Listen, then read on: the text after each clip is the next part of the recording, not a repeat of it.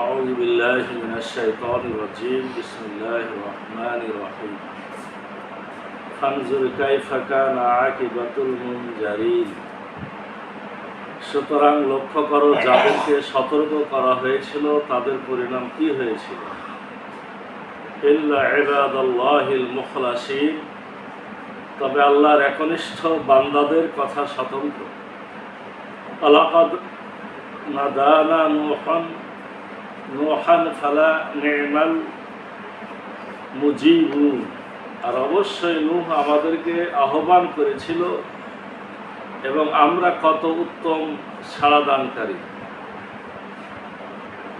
অনাজ্জাইনাহু আহলাহু মিনাল কারবিল আযীম, আর আমরা তাকে এবং তার পরিবারকে উদ্ধার করেছিলাম মহা সংকট থেকে।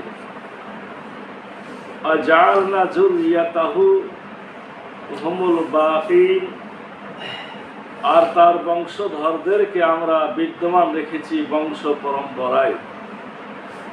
আতারাকনা আলাইহি ফিল আখিরিন, আর আমরা পরবর্তীদের মাঝে তাকে স্মরণীয় রেখেছি। সালামুন আলা নূহিন ফিল আলামিন, বিশ্ববাসীর মাঝে নূহের প্রতি শান্তি বর্ষিত হোক। ইন্নাকা যালিকা নাজিল মুহসিনিন, নিশ্চয় এভাবে আমরা সৎকর্ম পরায়ণদের পুরস্কৃত করে থাকি। ইন্নাহু মিন ইবাদিনাল মুমিনিন, নিশ্চয় সে ছিল আমার মুমিন বান্দাদের অন্যতম। সুম্মা আগরাকনাল আখিরিন, অন্য সকলকে আমরা নিমজ্জিত করেছিলাম। ওয়া ইন্না মিন সিয়াতিহি লা ইব্রাহিম, আর নিশ্চয় ইব্রাহিম তার দলের অন্তর্ভুক্ত। ইজ জাআ রাব্বাহু বিকলবিন সালিম, যখন সে তার প্রতিপালকের নিকট উপস্থিত হয়েছিল বিশুদ্ধ মনে। ইজ ক্বালা লিআবিহি ওয়া কওমিহি মাযা তা'বুদুন, যখন সে তার পিতা ও তার সম্প্রদায়কে জিজ্ঞাসা করেছিল তোমরা কিসের পূজা করছো। আইফকান আলিহাতান দুনাল্লাহি তুরিদুন, তোমরা কি আল্লাহর পরিবর্তে মিথ্যা ইলাহা সমূহ চাও। ফামা যন্নুকুম বিরাব্বিল আলামিন, অতঃপর মহাবিশ্বের প্রতিপালক সম্বন্ধে তোমাদের ধারণা কি। ফানাজারা নাজরাতান ফিন নুজুম, এরপর সে তারকারাজির দিকে একবার তাকালো। ফাকাল ইন্নী সাকিম, অতঃপর সে বলল আমি অসুস্থ। ফাতাওয়াল্লাউ আনহু মুদবিরিন, যখন তারা তাকে পিছনে রেখে চলে গেল।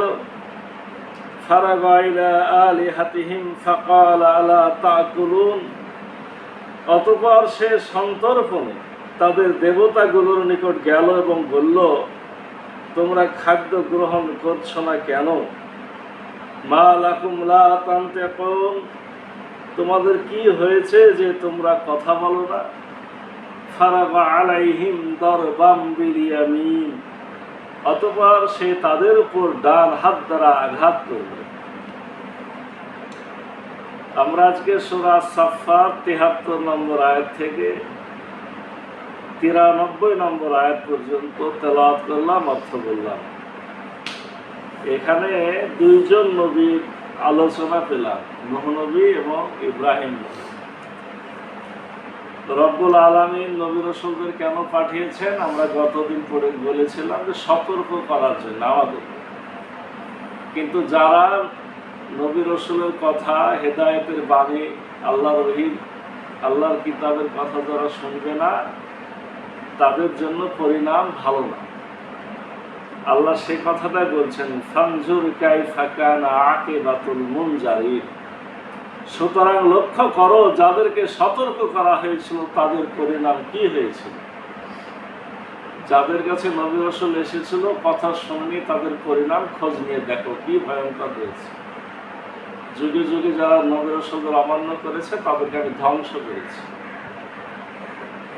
ইল্লা ইবাদাল্লাহিল মুখলাসিন, তবে তারা ছাড়া যারা মুখলাস, যারা একনিষ্ঠ আল্লাহর বান্দা। মুখলাস এবং মুখলেস এই ধরনের বান্দা ছাড়া সবাই ধ্বংস হয়েছে। এ কথা বলার পরে আল্লাহ রাব্বুল আলামিন নূহ নবীর কথা বলছেন। অবশ্যই নূহ আমাদেরকে আহ্বান করেছিল। আমাদেরকে মানে কাকে? আল্লাহকে। আল্লাহকে ডাকলো। আগে মানুষদেরকে ডাকলো, মানে মানুষদেরকে দাওয়াত দিল। কত বছর? 950 বছর। 50 কম 1000 বছর নূহ নবী মানুষদেরকে দাওয়াত দিল। যখন কথা শুনল না, নূহ নবীকে দেখলে মুখ ঘুরায় নেয়, নূহ নবীর সাথে কথা বলে না, তার সম্মান দেয় না, ইজ্জত দেয় না, তখন নূহ নবী দেখলো যে এই সমাজের আর কোনো লোক ইসলাম গ্রহণ করবে না। তখন তিনি আল্লাহকে ডাকলেন। আল্লাহকে ডাকলেন মানে আল্লাহর কাছে দোয়া করলেন। আল্লাহ বলছেন, আর আমরা কত উত্তম সাড়া দানকে, উনি ডেকেছেন, আমি সাড়া দিয়েছি। আর আমরা তাকে এবং তার পরিবারকে উদ্ধার করেছিলাম মহা সংকট থেকে। মানে রব্বুল আলামিনের কাছে যখন নবী দোয়া করেছেন, আল্লাহ দোয়া কবুল করেছেন, করে ওই জাতিকে ধ্বংসের সিদ্ধান্ত নিয়েছে, মহাপ্লাবন পাঠিয়েছে। কিন্তু নূহর পরিবার, এখানে আহাল বলতে বাকি যারা ইসলাম গ্রহণ যে কয়েকজন করেছিল তারা ছাড়া সবাইকে রব্বুল আলামিন ধ্বংস করেছেন। আল্লাহ তাআলা বলছেন, আমি তাকে এবং তার পরিবারকে উদ্ধার করেছিলাম মহা সংকট থেকে। আর তার বংশধরদেরকে আমরা বিদ্যমান রেখেছি বংশ পরম্পরায়। মানে এর প্রমাণ এই যে আমরা হলাম ওই নূহ নবীরই বংশধর। নূহ নবী থেকেই এই বাকি, মানে আদম আলাইহিস সালাম ছিলেন প্রথম আদম, ওনার পরে নূহ নবী এসে আবার দুনিয়া ধ্বংস হয়ে নূহ নবী বেঁচে থাকলেন। আমরা আদমেরও সন্তান ঠিক আছে, কিন্তু আবার নূহ নবীর 4 ছেলে, হাম, সাম, ইয়াফেস, কেনান, এই 4 জনের বংশ পরম্পরা থেকে আমরা। তো আমরা শামের বংশধর। আমরা শাম। হাম হলো আপনার ময়লা, যেগুলা কালো, নিগ্রো। আর শাম হলো বাকি আপনার এই যে এই সাদা লাল মিশ্রিত যা আছে সব। ইয়াফেস হলো যেটা হারায় গেছে, মাটির তলে হোক আর যে জায়গা থেকে আল্লাহ রেখেছে, কিয়ামতের আগে তাদেরকে বের করে নিয়ে আসবে, ইয়াজুজ মাজুজ নাম। আর কেনান, সে তো ডুবে মরেছে, আল্লাহ রসুলের কথা না শুনে ডুবে মরেছে। তাহলে হাম শাম মূলত এই 2 জনের বংশ গোটা বিশ্বে ছড়ায় আছে। আল্লাহ বলছেন, বংশ পরম্পরায় তাদেরকে টিকে রেখেছি, আর আমরা পরবর্তীদের মাঝে তাকে স্মরণীয় রেখেছি। এই যে আমরা স্মরণ করছি, শুধু আমরা না, এই আপনার যত কিতাবী ধর্ম, মানে কিতাবী ধর্ম বলতে তৌরাত, জবুর, ইনজিল যারাই মানে, কোরআন তো আমরা মানি, সকলের কাছে নূহ নবী কিন্তু আপনার স্মরণীয়। নূহ নবীর কথা সবাই স্মরণ। এমনকি যে নূহ নবীর যে কিস্তি, এই কিস্তি উদ্ধারের চেষ্টা সব জাতি করে। আল্লাহ রাব্বুল আলামিন যেদিন চাইবেন হয়তো সেটা আমাদের চোখের সামনে নিয়ে এসে দেবে। বিশ্ববাসীর মাঝে নূহের প্রতি শান্তি বর্ষিত হোক। আল্লাহর পক্ষ থেকে নূহ নবীর প্রতি সালাম। নিশ্চয় এভাবে আমরা সৎকর্ম পরায়ণদের পুরস্কৃত করে থাকি। উনি ভালো কাজ করেছেন, তাকে এখন আমরা স্মরণীয় করেছি, তার উপর সালাম পাঠাচ্ছি। এভাবে আমরা যারা সলেহ মুহসিন তাদেরকে আমরা পুরস্কার দিই। নিশ্চয় সে ছিল আমার মোমেন বান্দাদের অন্যতম। অন্য সকলকে আমরা নিমজ্জিত করেছিলাম। সে এবং তার কথা যারা শুনেছিল তারা ছাড়া সবাইকে আমরা পানিতে ডুবাইয়েছিলাম। আর নিশ্চয় ইব্রাহিম তার দলের অন্তর্ভুক্ত। নূহ নবীর পরে ইব্রাহিম নবী নূহেরই অনুসারী, তারই সন্তান। তাফসিরে এসেছে 10 পুরুষ পরে ইব্রাহিম নবীর জন্ম। ইব্রাহিম নবী থেকে 10 পুরুষ গণনা করলেই আপনার পাওয়া যাবে নূহ নবীকে। নিশ্চয় ইব্রাহিম তার দলের অন্তর্ভুক্ত, যখন সে তার প্রতিপালকের নিকট উপস্থিত হয়েছিল বিশুদ্ধ মনে, কলবে সালিম, বিশুদ্ধ হৃদয়, বিশুদ্ধ আত্মা, বিশুদ্ধ মন। মানে যখন তিনি জন্ম নিলেন, চারিদিকে পূজা আর পূজা, মূর্তি আর মূর্তি। তার বাপ নিজেই মূর্তি বানায়, সে মূর্তি বানায় নমরুদকে উপহার দেয়। সে উজির আজম, নমরুদের প্রধানমন্ত্রী, তার আব্বা বড় পুরোহিত। সে চারিদিকে এই সমস্ত বিষয়গুলো সে দেখে, চিন্তা করে, ভাবনা করে। সূর্যের দিকে তাকায়, চাঁদের দিকে তাকায়, আর ভাবে কে এগুলাকে তৈরি করেছে, এরা কি রব? একসে বলে যে না, এরা রব হতে পারে না। যাদের ধ্বংস আছে তার রব হয় না, যে ডুবে যায় সে রব হয় না। মাকে বলে মা রব কে? বলে কেন রব তোর বাপ? বাপের রব কে? তো বাপের রব নমরুদ। নমরুদের রব কে? তখন সকলের মুক্তি হয়ে যায়, বন্ধ হয়ে যায়। এইভাবে নূহ নবীর, এই ইব্রাহিম নবীর অন্তর হয়ে গেল কি কালবে সালিম, বিশুদ্ধ হৃদয় হয়ে গেল। যখন বিশুদ্ধ হৃদয়ের অধিকারী হলো, তখন তিনি দাওয়াত দিচ্ছেন। সে তার পিতা ও তার সম্প্রদায়কে জিজ্ঞাসা করেছিল, তোমরা কিসের পূজা করছো? মানে সে যখন সব দেখলো, দেখলো আসলে কেউ কিছুই করে না, কেউই খাওয়ায় না, কেউই পড়ায় না, কথাও বলে না, কথাও শুনে না। হে পিতা, তুমি কিসের পূজা করছো? হে আমার জাতি, তোমরা কিসের পূজা করছো? এখানে দাওয়াতের একটা পদ্ধতি বলা হয়েছে। দাওয়াত দিতে হবে আগে কিন্তু ঘর থেকে, পিতাকে আগে দাওয়াত দিতে। আল্লাহ রসুলের উপর নির্দেশ এসেছিল, তুমি দাওয়াত দাও তোমার স্ত্রীকে, তুমি দাওয়াত দাও তোমার কন্যাকে। মানে ঘরে থেকে দাওয়াত শুরু, তারপরে বাইরে এলো। এখানে তাই প্রথমে সে তার পিতাকে, এরপরে তার সম্প্রদায়কে বলছে, তোমরা কিসের পূজা করছো? তোমরা কি আল্লাহর পরিবর্তে মিথ্যা ইলাহা সমূহ চাও? আল্লাহ ছাড়া অন্য যারা আছে সব মিথ্যে, তাদেরকে মাবুদ, মনিব, মালিক, ইলাহা তুমি বানাতে চাও? তোমাদের মহাবিশ্বের প্রতিপালক সম্বন্ধে ধারণা কি? এই গোটা কিছু যিনি লালন পালন করছেন তার ব্যাপারে তোমাদের ধারণা কি?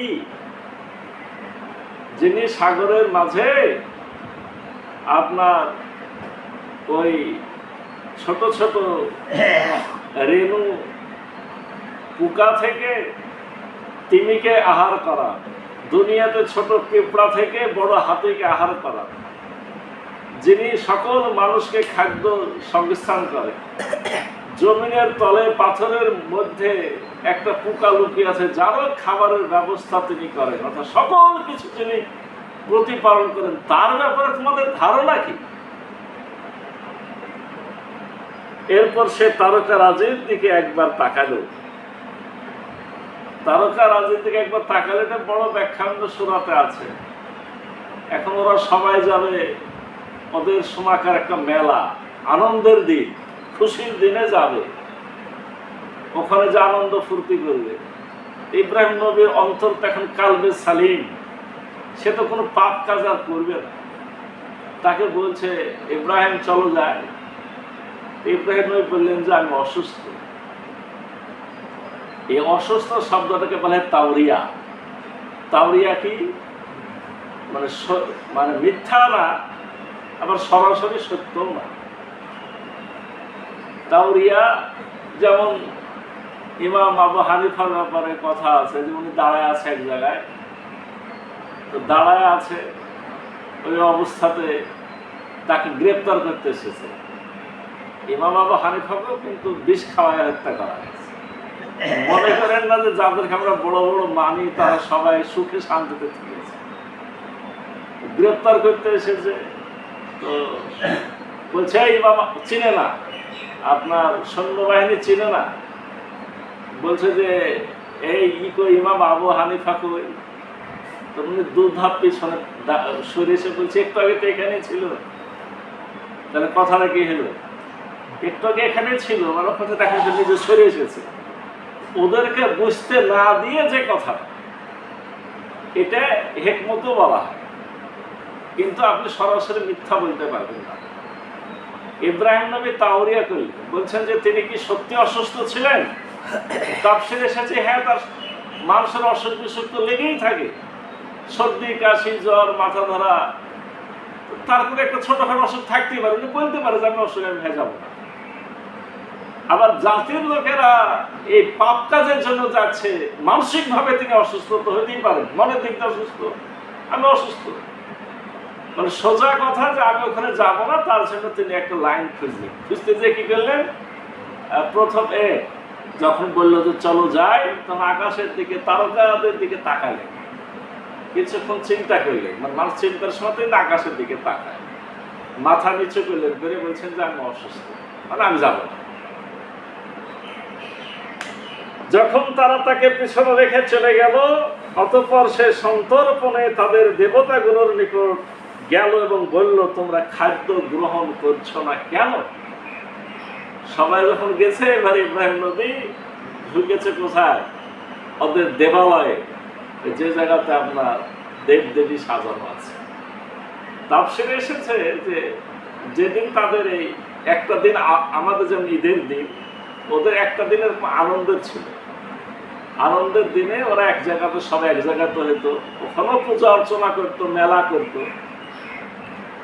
তো যখন পূজা অর্চনা মেলাতে আনন্দ ফুর্তি করতে যেত, ওদের ধরেন ঈদের দিন, তখন সকালবেলায় দামি দামি খাবারগুলা বানিয়ে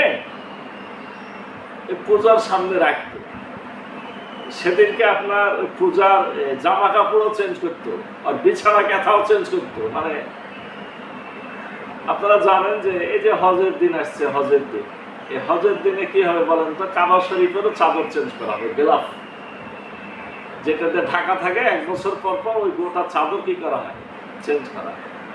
তো ওরা ওদের মূর্তিদের সেদিনকে বিছানা ক্যাথা চেঞ্জ করে ভালো ভালো খাদ্য খাবারগুলা আনন্দের দিনে ওই মূর্তির সামনে রাখতো, রেখে চলে যেত এতে আনন্দ করতে। ফেরার পথে খাবারগুলা নিয়ে, এবার খাবারের বরকত চলে এসেছে, মূর্তিতে বরকত দিয়ে দিয়েছে, এই খাবারগুলো বাড়ি নিয়ে যে খেতে। তো দামি দামি খাবার সাজানো আছে, ওরা কেবল গেছে আর ইব্রাহিম নবী ঢুকেছে, যে তোমরা খাবার খাচ্ছ না কেন? সবই তো ইব্রাহিম নবী জানে। তো মানুষ কাউকে হত্যা করলেও কিন্তু কিছু কথাবার্তা বলে, কিছু তো একটা বলতে হবে, বলা বলি করছে, এই খাচ্ছ না কেন, তোমাদের কি হয়েছে, খাও, কথা বলো। ওদের যে কোনো শক্তি নাই, এটা প্রমাণ ইব্রাহিম নবী আবার ভালো করে উদ্ধার করছে। তোমাদের কি হয়েছে যে তোমরা কথা বলো না, তোমরা খাও না? এই কথা বলার পরে সে তাদের উপর ডান হাত দ্বারা আঘাত করল। ডান হাত দ্বারা মানে কি? ইয়ামিন মানে ডান হাত, আর ইয়ামিন মানে ডান হাত মানে শক্তির প্রতীক। মানুষ শক্তিশালী কাজ কোন দিয়ে করে? জোরে ঘুষি কোন হাত দিয়ে মারে? ডান হাত দিয়ে মারে। তো বলছে যে সে ডান হাত দিয়ে তার উপর আঘাত করল। আমরা তো হাদিসে পেয়েছি যে সে বড় একটা কুড়াল নিল, দিয়ে আপনার সবগুলোকে পিটাইয়া ধ্বংস করে বড় মূর্তিটার গলাতে ঝোলাই দিয়েছে। এই ঘটনা ইব্রাহিম নবী করার পরে কি ঘটেছে বাকিটা ইনশাআল্লাহ কাল বলি। আজকে পর্যন্ত থাকলো। আমরা নূহ নবীর সন্তান হিসেবে ইব্রাহিম নবীকে পেলাম। ইব্রাহিম নবীর পরে এই বাকি আয়াত ইসমাইল নবীর কথাও পাবো, এবং আমাদের যে এই যে গুরুত্বপূর্ণ আমল একটা সামনে করতে যাচ্ছি কুরবানি, সেই কুরবানির যে ইতিহাস সেটা এই বাকি আয়াতে ইনশাআল্লাহ আমরা শুনতে পাবো। আজকে যতটুকু আলোচনা হলো এর আলোকে রব্বুল আলামিন আমাদের কালবে সালিম, মুখলেস বান্দা, বিশুদ্ধ হৃদয়ের অধিকারী হওয়ার তৌফিক দান করুন সকলে মিলে। আল্লাহ সুবহানাকাল্লাহুম্মা বিহামদিকা আশহাদু আল্লা ইলাহা ইল্লা আনতা আস্তাগফিরুকা ওয়া আতুবু ইলাইক।